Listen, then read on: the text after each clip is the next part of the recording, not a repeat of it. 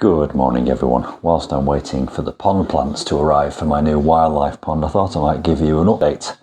A kind of a late spring update on the secret fern garden at the back of the cottage. It looks wonderful in the rain. It's just rained, it's just stopped raining. And I'm focusing on some of the plants which I've put in here. Now this, when I moved in here 18 months ago, was just blank concrete, and I pulled that concrete up, broke it up into hardcore, and then used it as a sub base for both the windy path and the patio. So that old concrete is now buried underneath here. And this is the area where we come and have our coffee. Of course, we've got the Pan sculpture at the back there, which just adds to that kind of gothic feel. Let's go and have a look at Pan's face. What I like about Pan is on the damp areas, there's little bits of moss growing. Look at that.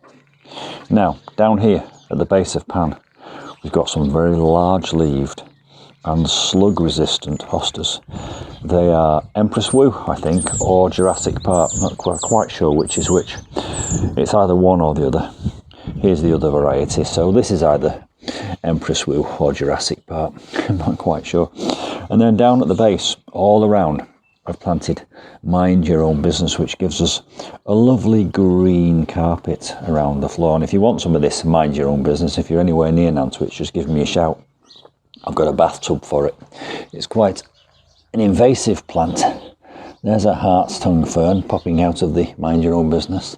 And here's a tiny little tree fern. Look at that. That there is not a tree fern. I think that might be some kind of Shuttlecock Fern. I made the mistake of forgetting to label my plants. I'm not too bothered about that because I'm not too worried about knowing. I just like the way they look. And then down here, again, we have more hostas, more Jurassic Park, more Empress Wu, more ferns.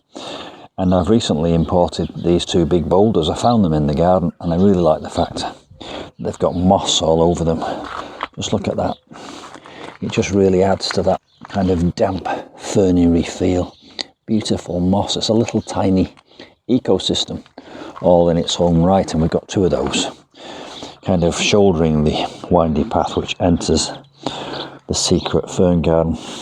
I'll step back a bit and you'll understand why we call it the secret fern garden. It's because it's tucked away in this kind of little alcove at the back of the cottage. It's a thatched cottage. It's 450 years old.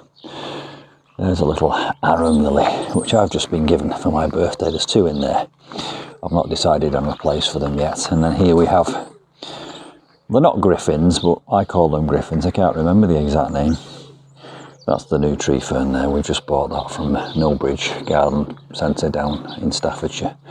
And as you probably know, they just sit on the ground. They will eventually put roots down.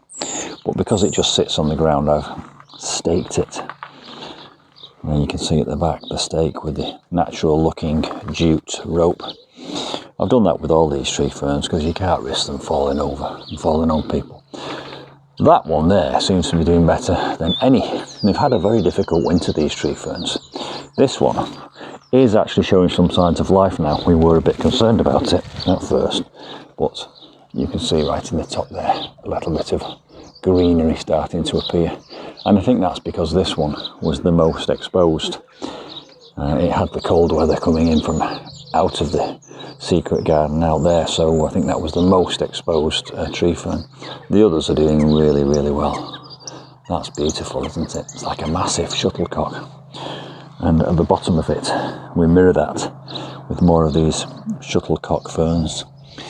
These hostas, Jurassic Park, Empress Wu, will grow up to 1 metre tall, so they will fill this whole gap. I'll give you an update later in the year.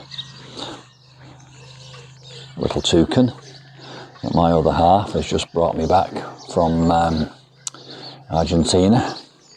So there we go, a little bit of an update, a rather wet and damp update. Oh, by the way, this line of gravel here, you might be wondering why I put a line of golden gravel along there. Well, there is a reason for that. We don't have gutters on our thatched roof, and the rain just runs down. It was raining down, splashing the soil, and the soil was just splashing straight up onto the French window, so that acts as a kind of an absorbent bed, if you like, an absorbent mulch. I'm hoping that eventually this invasive Mind Your Own Business will grow into it. And there's our uplighters. Now this space comes alive at night when we switch our nighttime lighting on, because it just uplights through all this greenery and it looks really special. Incidentally, if you want some of these uplighters, I'll put the link in the description box below this video. They're really easy to install. It's basically just a long line of wire with lamps on them, and you can point them in any direction. Look, that one there points all the way up here, and then we've got one there pointing up to pan. And all you do is you just plug them into your outside socket, and there's my outside socket there. It's dead easy. Look at that. Look at the way they mind your own business there. He's growing up the wall. As I say, I've got a bathtub full of this. I tried propagating it and it was dead easy. I just chopped it all up with a pizza cutter and threw it on some soil, and it's completely taken off. I'll probably include a little shot of that now so that you know what I'm talking about. But isn't this wonderful? Lovely green space. Look at that fern there. All last year's growth there, dying away at the base. But this year's growth, beautiful. Look at this, little croziers, or fronds as I call them. Stunning. The same is true of this one over here. Beautiful lime acid green fresh growth here, and underneath that down at the base is last year's growth, which survived the winter. It's an evergreen fern, this. I might have called it a herb just now, I meant fern. But look at that. So again, eventually we'll have a path going in there to the secret garden, and we'll have Empress Wu, Shuttlecock and Jurassic Park hostas filling this, flanking that path which you enter from here. And I will give you an update throughout the year, and one of the reasons for making this video really is to get it on record for posterity, so that we can see it develop over the year. Let's have a little shot into one of these tree ferns. I nearly slipped and fell over there. Lots of fronds coming out of there. That one there, and I always tell this story, we had that for 18 months and it did nothing. We thought it was dead. It was almost going back to the shop because we had a guarantee on it. And suddenly it sparked into life. And look at it. Don't give up on your tree ferns, folks. Just keep them well watered and moist in the growing season. And hopefully, with a bit of luck, if there's any life in there, they'll come back. That's why I'm not worried about that big fella there. I'm pretty sure that that will come back in the fullness of time. And at the back there we have the exotic tropical border. I'll give you a quick skim of that now. There's a Trachycarpus. I can't remember the name at the top of my head. I'll come back to it. It will come to me. It's because I'm holding the camera and walking and thinking all at the same time. Tried an experiment this year. Left all the cannas in the border, covered them in 4 inches of mulch, and they've all come back to life. Here's another big boulder which is about to go down in the fernery. There's a tetrapanax we've just bought. Look at this tetrapanax, look. Looks like a dead stick. Suddenly it's producing new leaves, and there is a little pup. They do say that if you disturb the soil, cultivate the soil around, just move it and expose some roots, you get new growth. And anyway, we've got 2 now. Well, we've actually got 3, including this one. I'm going to do a video on tetrapanax because there's a bit of a debate about the type of tetrapanax. Rice paper plant, look at it, beautiful. I've stuck in a Fascia japonica there just for some greenery, year-round greenery, and this is a spare tree fern. Can you believe it? We actually had a spare tree fern. In actual fact, tree ferns are addictive and you end up buying too many if you're not careful, and there wasn't enough room for it down there in the secret fernery. So in this bed now, underneath this 4 inches of manure from my neighbour's ponies, there are lots of plants all bursting out. We've got pink china in here somewhere.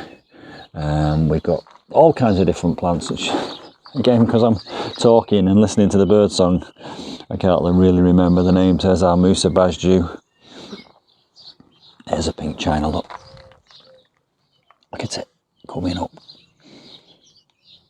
That is a houseplant. That's an alocasia rather than a colocasia. That's a red hot poker. And look at these, look.